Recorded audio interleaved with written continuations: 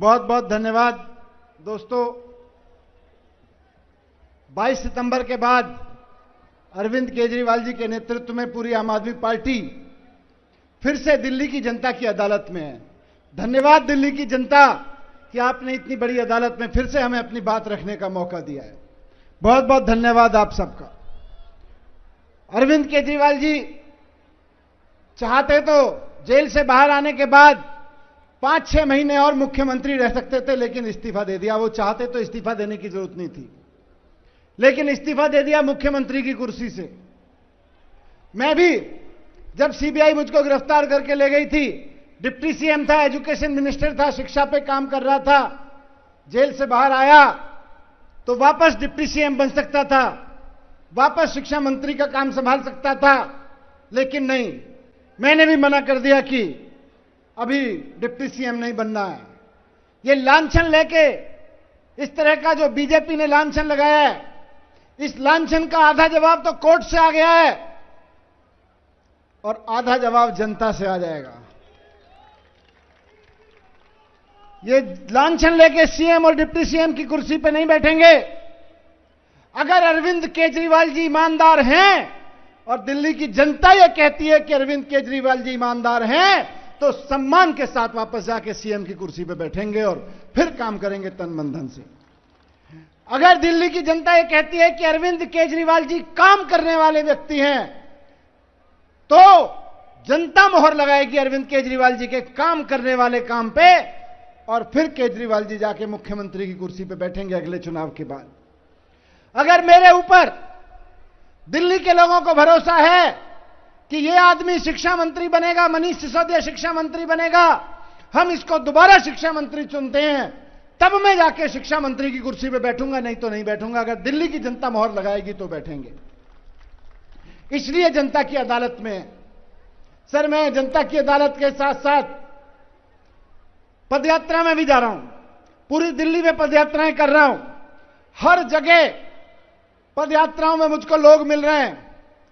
लोग बताते हैं कि जब से केजरीवाल जी मुख्यमंत्री बने, उससे पहले कई लड़के मिलते हैं मुझे, कई लड़कियां मिलती हैं, महिलाएं, कि जी हम तो उत्तर प्रदेश में रहते थे, हम तो राजस्थान में रहते थे, हम तो मध्य प्रदेश में या उत्तराखंड में रहते थे, बिहार में रहते थे, लेकिन जब से केजरीवाल जी मुख्यमंत्री बने, हमें बिहार में, उत्तर प्रदेश में रहते हुए लगा कि हमारे बच्चों का भविष्य वहां नहीं, केजरीवाल जी की सरकार में भविष्य मिलेगा, इसलिए हम दिल्ली आ गए। उन लोगों का यह कहना है, सर दिल्ली के लोगों का कहना है, मैं पदयात्राओं में लोगों से मिलता हूं कि अगर केजरीवाल जी मुख्यमंत्री नहीं रहेंगे तो हमारे बच्चों की शिक्षा का क्या होगा। ये दिल्ली के लोग पूछ रहे हैं मुझसे पदयात्रा में।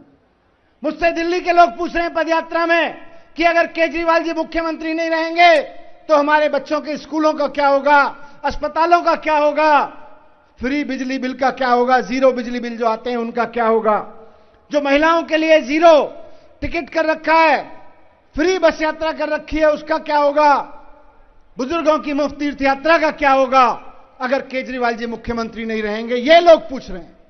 इसलिए लोग अंदर अंदर संकल्प पैदा कर रहे हैं कि आने दो चुनाव, बता देंगे मोहर लगा के कि हमारे केजरीवाल जी ईमानदार भी हैं और केजरीवाल जी से ज्यादा कोई काम भी नहीं करता है।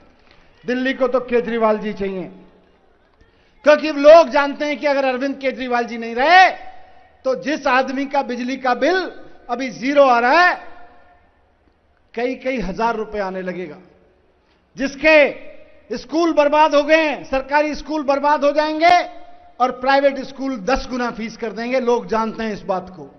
लोग जानते हैं कि केजरीवाल जी के बिना मोहल्ला क्लिनिक बंद हो जाएंगे, बसों में यात्रा महिलाओं की बंद हो जाएगी, और 6 महीने केजरीवाल जी को जेल में भेज के भारतीय जनता पार्टी ने एक तरह से पिछवाड़े से, पिछले दरवाजे से शासन चलाने की कोशिश की, एलजी वाले रास्ते से। लोगों ने देख लिया कि अरविंद केजरीवाल जी को जेल में डाला 6 महीने के लिए, दिल्ली की सड़कों पर आफत आ गई है। केजरीवाल जी को जेल में डाला 6 महीने के लिए, दिल्ली के सीवर और पानी में दिक्कत होने लगी है। केजरीवाल जी को 6 महीने के लिए जेल में डाल के दिल्ली के लोगों, बीजेपी ने डाला तो दिल्ली के लोगों को लग गया कि बिना केजरीवाल दिल्ली बेहाल, बिना केजरीवाल दिल्ली परेशान। ये दिल्ली के लोगों को आज लग रहा है। आज फिर अरविंद केजरीवाल जी आ गए हैं, तो मैं पदयात्रा में जाता हूं, लोग कहते हैं भैया मेरी गली खराब थी लेकिन मुझे पता है केजरीवाल जी आ गए, अब तो ठीक हो ही जाएगी।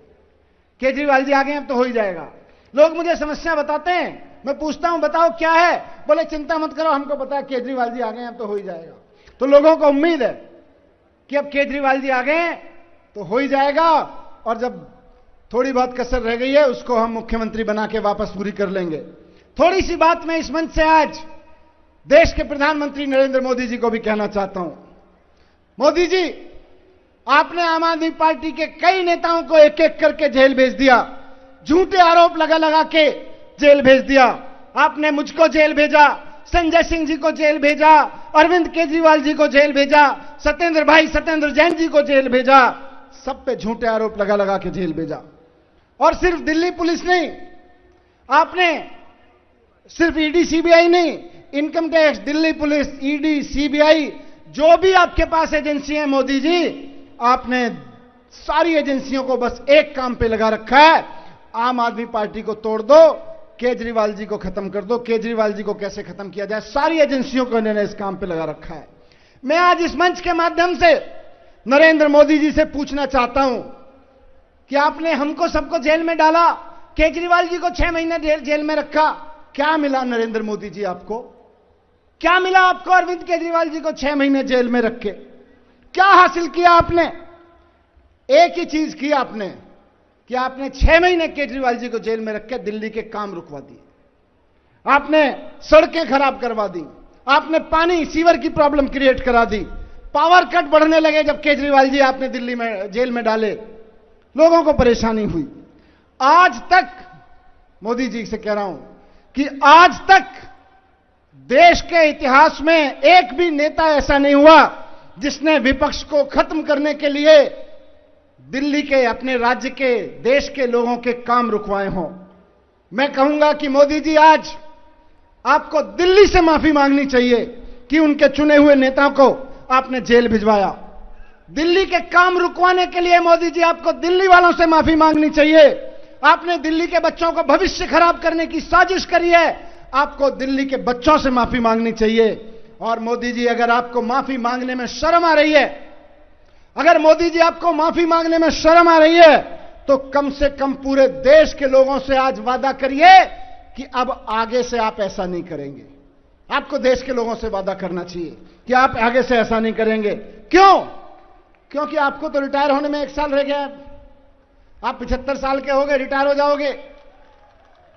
कम से कम रिटायर होने से पहले कुछ तो अच्छा करके जाओ, एक काम तो ढंग कर करके जाओ, ताकि जब आप रिटायर होकर घर बैठो तो लोग कहें यार नरेंद्र मोदी जी ने भी रिटायर होने से पहले अच्छा काम कर दिया था, देश से माफी मांग ली थी, दिल्ली के लोगों से माफी मांग ली थी। तो मैं कहना चाहता हूं, क्योंकि मोदी जी, कोर्ट ने कह दिया है कि कोई केस नहीं था। आज कोर्ट कह रहे हैं कि सारे आरोप झूठे हैं।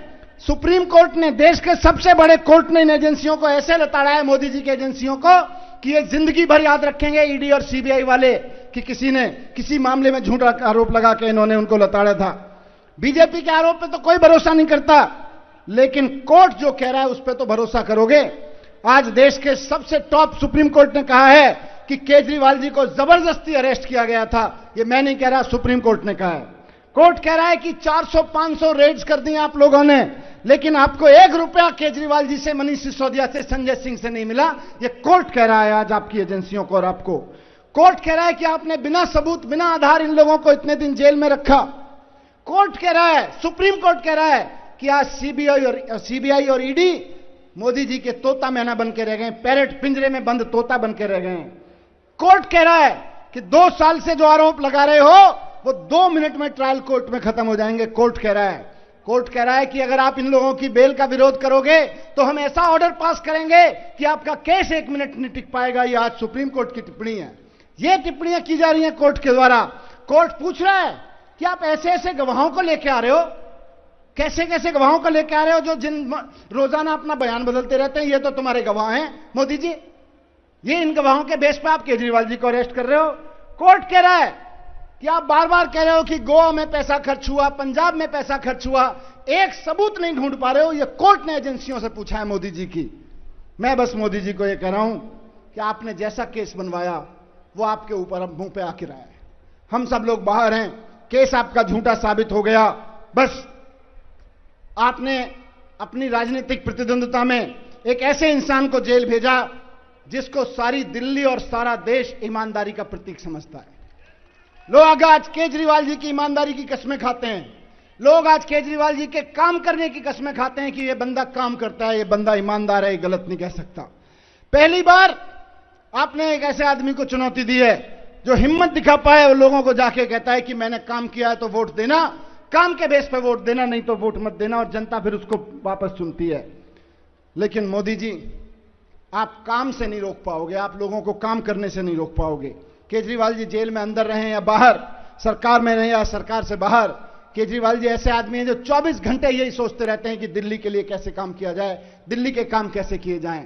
मैं आपको, जनता को कहना चाहता हूं, मोदी जी तो पता नहीं जवाब देंगे कि नहीं देंगे, लेकिन आप जवाब दे दीजिए कि मोदी जी, आपने जो एजेंसियों का दुरुपयोग करके केजरीवाल जी के ऊपर अत्याचार किए, वो अत्याचार दरअसल दिल्ली की जनता के ऊपर थे, केजरीवाल जी के ऊपर तो जो थे ही थे।